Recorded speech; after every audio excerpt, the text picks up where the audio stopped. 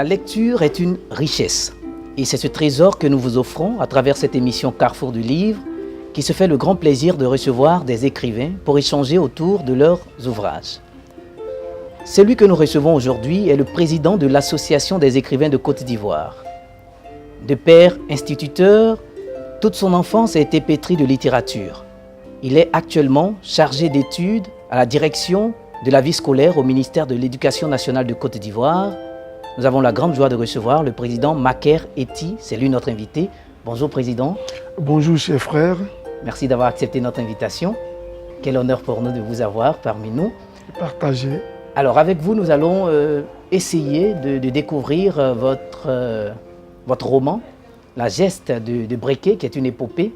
Mais bien avant, la première question, c'est de savoir comment est-ce que l'industrie du livre se porte en Côte d'Ivoire, puisque vous êtes le président de l'Association des écrivains. Oui, en tant que président, j'ai quand même un regard panoramique sur la situation du livre en Côte d'Ivoire.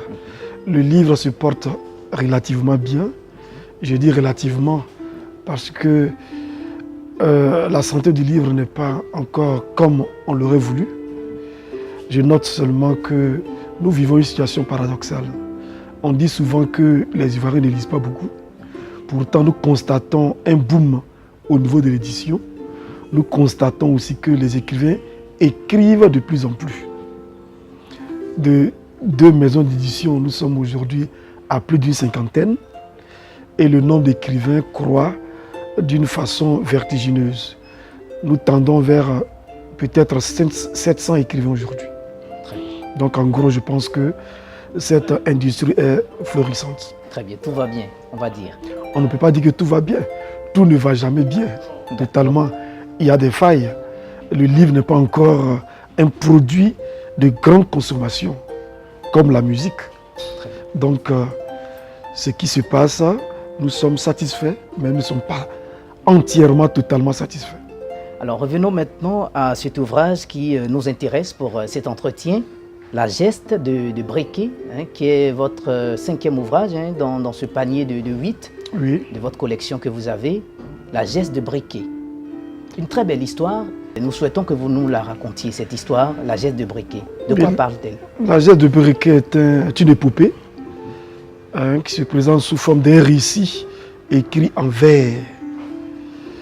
Et cet ouvrage raconte l'histoire d'un village, d'un peuple appelé Briquet. Briquet détient un tam-tam sacré qui émet des sons sublimes, extraordinaires, au point de séduire tous les villages voisins. Et il y a un village appelé Niké, qui est un village puissant, le village le plus riche, dont le roi est tombé amoureux du tam-tam secret de Briquet. Et il a voulu donc posséder ce tam-tam. Il a proposé au nana, au roi de Briquet, d'acheter le tam-tam à prix d'or. Mais le nana s'est totalement opposé. Et donc le nana de Niké était prêt à lui faire la guerre pour lui prendre de force ce tam-tam. Mais après les interventions des uns et des autres, il a décidé, par l'intermédiaire d'émissaires, de voler le tam-tam. Et c'est lorsqu'ils sont allés voler le tam-tam qu'un autre personnage de Briquet appelé Akunda s'est opposé de toute sa force. Il s'est accroché au tam-tam et donc ceux qui sont venus voler le tam-tam l'ont battu jusqu'à ce qu'il perde la vie, accroché, collé au tam-tam. C'était un artiste? Oui, c'est un artiste, un esthète, un danseur. Et il a conscience que le tam-tam est sacré, que ce n'est pas un objet ordinaire. C'est pour cela qu'il s'est opposé dans la nuit. Il a, j'allais dire, sacrifié sa vie pour sauver le tam-tam. Et donc, lorsque les rayons du soleil ont commencé à se lever, les filles ont eu peur et ils ont fui. Le peuple s'est levé, ils ont vu que Akunda était mort, collé au tam-tam. C'est à partir de là que commencent les poupées. Parce que les poupées, c'est l'exaltation des héros. Bien sûr. Donc, Sato Akunda, c'est un martyr, mais un martyr culturel. Quelqu'un qui a donné sa vie pour un tam-tam sacré, qui n'est pas un tam-tam ordinaire. Très bien. Très belle histoire, La Geste de Briquet. Alors, on se dit, mais pourquoi un tel acharnement autour d'un tam-tam, j'ai envie de dire, un simple tam-tam? Oui, je pense que c'est ce que peut dire le profane. Mais dès lors qu'on dit que le tam-tam est sacré, Ça veut dire qu'il sort de la voie de l'ordinaire. Le tam-tam, dans ce texte, a la valeur de la terre natale. C'est l'identité de ce peuple-là. C'est l'âme de ce peuple. Aujourd'hui, ce tam-tam allait être identifié à l'hymne national, à l'emblème de la Côte d'Ivoire, par exemple, qui est l'éléphant, ou même au drapeau national. Donc vous imaginez qu'un pays aussi puissant qu'il est ne peut pas venir et demander à la Côte d'Ivoire de lui céder son drapeau, ou bien son hymne national, même au prix de l'or. Le président va répondre qu'il n'est pas le créateur de cette hymne, ce n'est pas non plus lui qui a trouvé les couleurs ivoiriennes, il les a trouvées là. Donc son rôle, c'est de les défendre. Il ne peut pas les troquer, il ne peut pas les vendre. Donc vendre ce tam-tam, en réalité, c'est vendre son âme. Cette épopée que vous racontez, c'est carrément l'histoire de bon nombre de pays africains. On peut comprendre ça comme ça? Oui, c'est bien compris. Parce que le texte n'est qu'un prétexte pour poser des problèmes plus grands, plus vastes. Mais en tant que poète, on ne va pas directement pour raconter l'histoire de façon ordinaire. Il faut procéder par des images, par des détours. C'est ça qui fait la force de la littérature. Et lorsqu'on lit, pour ceux qui peuvent comprendre, ils comprennent que c'est une leçon politique adressée aux hommes politiques, adressée aux gouvernants, qui doivent comprendre qu'il y a des choses qu'on ne peut pas vendre. Le tam-tam sacré dont il est question ici représente tout ce qu'un pays a d'intime, qui particularise le pays, qui spécifie le peuple. Et ces choses-là ne se vendent pas. On peut s'amuser à vendre certaines choses, mais lorsqu'il est question de l'âme d'un peuple, il n'est pas conscient de la vendre, même si le prix offert est important. Alors, cette âme, pour vous, c'est la culture? Et bien sûr, sans la culture, sans l'identité, tout peuple est réduit à rien du tout. Parce que c'est la culture qui fait qu'un peuple est différent de notre peuple. Et cette culture-là, il faut la protéger. Le tam-tam n'est qu'un symbole de la culture. Parce que la culture est encore plus vaste. Bien sûr. Est plus vaste. Mais le tam-tam n'est qu'un symbole. Mais un symbole puissant, un symbole fort. Alors, autant vous le rappeler, si vous venez de nous prendre en cours de diffusion, pour cette émission Carrefour du Livre, notre invité est le président Makeretti, président de l'Association des écrivains de Côte d'Ivoire, et nous essayons de parcourir son ouvrage, La geste de Breké, paru aux éditions IRDA.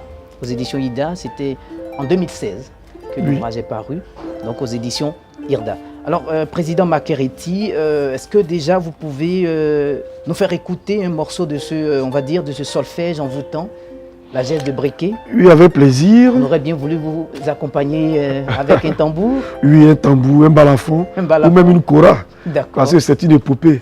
L'épopée est dite, est déroulée par un griot. Très bien. Et il y a un public qui l'écoute. Donc il faut que la parole soit belle, les phrases doivent être bien tissées, etc. Pardonnez-nous le fait qu'on n'ait pas ces instruments pour vous accompagner. Oui, bien sûr. Donc je lis un morceau. Si nous ne chantons pas nos braves, qui le fera pour nous? Il appartient à tout peuple d'écrire son histoire. L'Afrique cherche ses repères pour donner des yeux à son navire.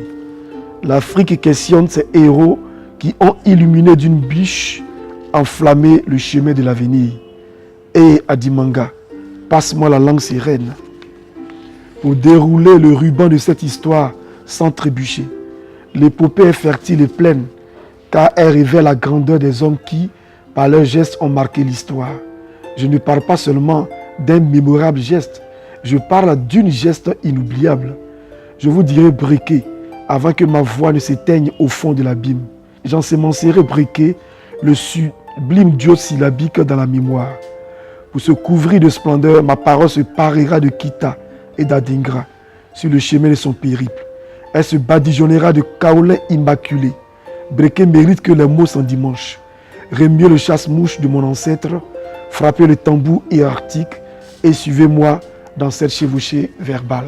La geste de Breké, donc un extrait de La geste de Breké, c'est l'histoire donc d'une bataille manquée, une guerre fratricide avortée par l'histoire entre deux villages frères, alors même que tout semblait indiquer que l'affrontement était inévitable et La geste de briquet est l'œuvre du président Makeriti, disponible ici même à la librairie Carrefour Siloé. Nous rappelons que cette librairie est agréée librairie francophone de référence. Alors, un message pour les hommes politiques, vous l'avez dit. Oui. Y a-t-il aussi un message pour la jeunesse, qui est quand même le porte-flambeau? Oui, j'ai dit les hommes politiques parce que c'est eux qui décident du destin des peuples. C'est eux qui prennent les décisions. Mais le livre s'adresse à tout le monde. Hein, chacun a toujours quelque chose à y puiser. Dans une famille, dans un village, dans la société, il y a des choses qui sont tellement précieuses, qui sont tellement importantes qu'on ne doit pas s'amuser à les vendre.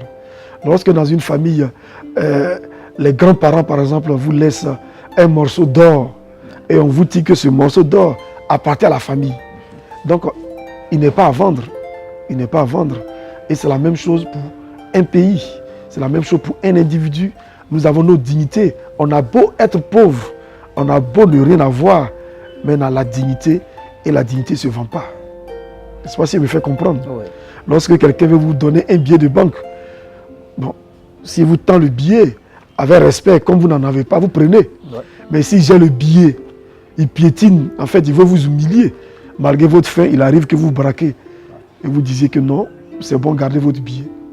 Et c'est cela la dignité. Donc ce chant, à l'épopée est un chant. C'est à l'honneur de la dignité humaine, à l'honneur de la dignité de l'Afrique, qui souvent se retrouve dans des situations où elle est piétinée, où elle n'est pas respectée. Je demande donc à tous ceux qui lisent de comprendre que pour que demain nous ayons le respect de tous les autres, il faut que nous nous respectons nous-mêmes, en levant la tête. Voilà donc le sens de cette épopée, La geste de briquet. Infiniment merci, président Makeriti. Un ouvrage rempli de leçons. Merci. Et surtout de grands symboles pour la jeunesse et pour nos hommes politiques. C'est une vive recommandation, La geste de briquet, épopée en 7 soupirs. Vous avez développé tout cela en 7 soupirs? Oui, oui. En 7 soupirs. Je parle de soupirs comme pour permettre aux griots qui racontent l'histoire de souffler un peu. Des respirations. Voilà. Et le 7 même est un chiffre symbolique. Donc ça se passe en 7 temps. Voilà. Très bien. Il faut l'avoir, donc disponible ici même à la librairie Carrefour Siloé, La geste de briquet du président Makeriti. Infiniment merci, président. Merci d'être venu. Merci. Et puis on serait très heureux de vous recevoir encore pour parcourir certains de vos écrits. Oui, il n'y a pas de souci. Surtout qu'après ce livre, il y a d'autres livres qui ont été publiés. Très bien. Merci beaucoup et à très bientôt. Au revoir.